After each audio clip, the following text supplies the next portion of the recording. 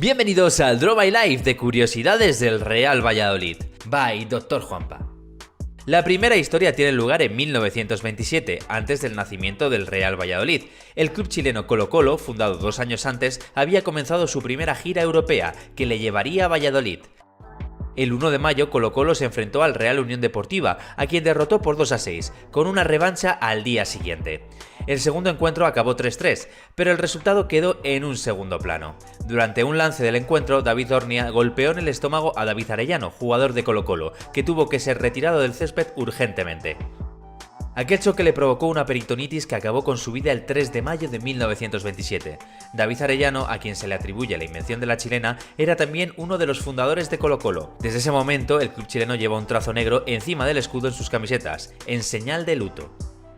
Viajamos ahora a los años 40 para hablar de la relación entre el Real Valladolid y Eduardo Chillida, uno de los grandes escultores de España. Corría el año 1943 y el Real Valladolid recibía en el viejo José Zorrilla a la Real Sociedad, que había alineado a Chillida como portero titular. El marcador señalaba un 1-3 a favor visitante y la historia estaba a punto de cambiar. Eduardo Chillida chocó contra Sañudo y sus ligamentos de la rodilla se rompieron. Tras la recuperación, reapareció para un amistoso contra el Real Madrid, pero la rodilla no había mejorado y tuvo que ser sustituido. Aquella lesión lo obligó a abandonar el fútbol y decidió estudiar arquitectura en Madrid. El resto es historia. A lo largo de la historia del Real Valladolid, 2 jugadores han conseguido colarse como ganadores del premio Pichichi en Primera División. El primero de ellos fue Manuel Badenes en la temporada 57-58, en la que anotó 19 goles. Eso sí, tuvo que compartir el premio con Di Stéfano, jugador del Real Madrid, y Ricardo Alós, futbolista del Valencia. El segundo blanquivioleta en lograr este premio fue Jorge Polilla da Silva, que en la campaña 83-84 anotó 17 tantos. Pero de nuevo tuvo que compartir el trofeo con un jugador del Real Madrid, ni más ni menos que Juanito, una de las grandes leyendas del club blanco.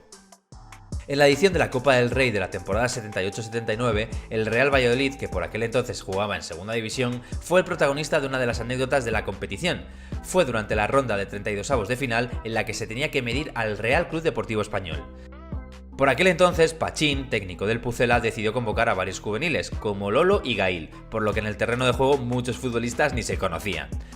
Para evitar malentendidos, los jugadores blanquivioletas se dirigieron unos a otros por el número de sus camisetas durante todo el encuentro. El Pucela consiguió la hazaña y venció 1-2.